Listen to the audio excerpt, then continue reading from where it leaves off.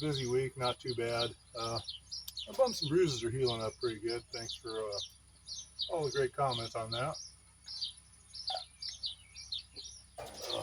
That Jameson cold brew is pretty good. I think it's like 35 a bottle, and you only need a little bit of it on some ice, and it's a good morning drink. Good morning drink.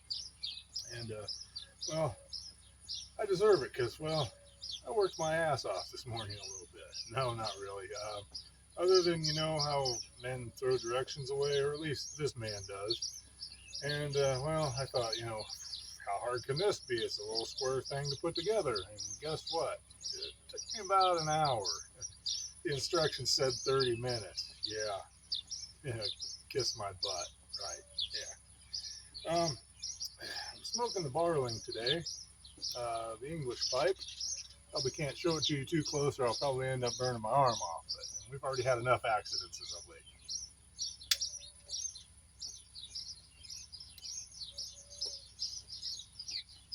I am smoking some. Whoa, those guys are feisty.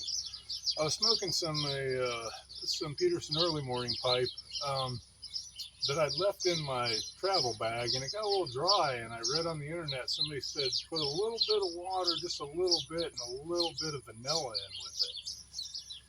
And I'm here to tell you, it's pretty tasty. It's got a great smell, and it's and I'm a dessert aromatic guy anyway, so I kind of like the little, and you can get the hint of vanilla in it. It's pretty good, and it didn't make it very wet. It just kind of got it back to. I still have a bunch of Peterson early morning in another jar, and it's about the same consistency, so I'm kind of pleased with that. But since we're on the subject of pipes and tobacco here for the moment. I got a question for all you smarter people out there, you veterans, because Greenhorn Day.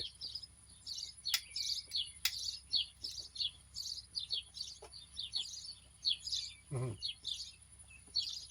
This is the Aldo Villani I bought a while back, and have a drink so I can spit all this out easier. I bought a while back. I've smoked it a couple times, and I'm bad about cleaning my pipes. I've been trying to get better, especially after I watch guys like, the Mad Piper and some of those guys that do it a little more often than I do and rotate their pipes and such. Anyways, the Villani, the stem will not, I'm thinking about putting it in a vise, getting some vice grips, and because that's the kind of guy I am. Yeah, my patience level's like,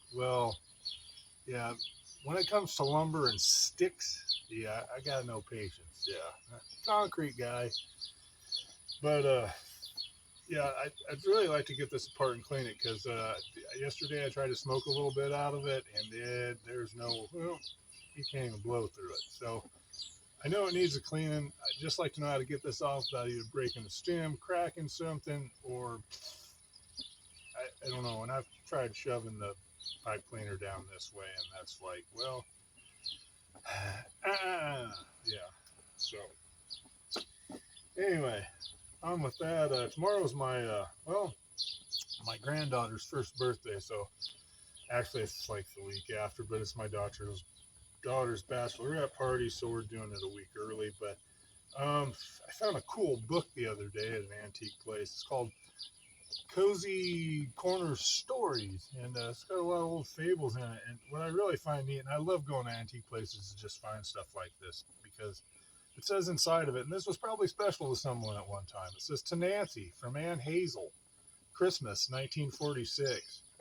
And then it says, Nancy, I think Pickler. So Nancy Pickler, if you're watching, or one of your descendants is watching, I got your book. And it even looks like some little girl might have taken the time to put, a Santa Claus sticker in it. So, and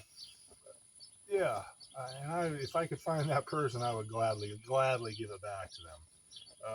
And I think it was $6, so it was fair priced, and I'd be willing to give the person that owns this book, or knows who owned it, the book and $6, because I'm kind of attached to my books. I like to look at them. I like to have the solid. I don't like reading online, because you don't have this in your hand. You just don't have this. And speaking of books, I got done with Parnassus on Wheels. I think I pronounced that right. Uh, but yeah, the Christopher Morley, well, let's call it the prequel to the Haunted Bookshop. So, um, two great books. And I haven't done enough research. Maybe somebody can just give me a comment because they know, especially SoCal Piper, because he seems well educated. Not saying that the rest of you guys aren't, but he kind of turned me on to that book. And wonderful books, two of them. Roger Mifflin, Helen, and Roger's a little scrapper, man. He gets in a couple fights in this one, and Roger don't lose. So yeah, I kind of like his wiry little self. But I wish they'd continued these books because it's just well written, easy to read, something you don't want to put down. And like I said before, if you're smoking Haunted Bookshop and you like it, shame on you for not reading both of these books. But, you know, also, I wish they'd make a movie out of them because they could be kind of cool, I think. Roger, a little scrapper in his wagon with his horse Pegasus, and he meets this first Parnassus is rode on, well, his wife Helen, whom he meets during the beginning of this book. And they fall in love Victorian style, and they just tie the knot. But a great read. So if you got time, check out some Christopher Morley stuff, even if it's not Parnassus on Wheels or the Haunted Bookshop, because it doesn't hurt everybody to read just a little bit. And that being said, and enough of this gibberish. Plus, I got the fire down kind of low here too. Yeah, that sucker will go a little higher, I think, but devil flame. But yeah, because it's supposed to be about 75 here today. Then cool off tomorrow. It'll be shitty on Monday. But then it looks like Smoking Buddy Matt, I'm not going to say it and jinx our state, but it looks like Tuesday of next week, they may be starting our trudge towards summer, my friend. So anyway, have the pipe and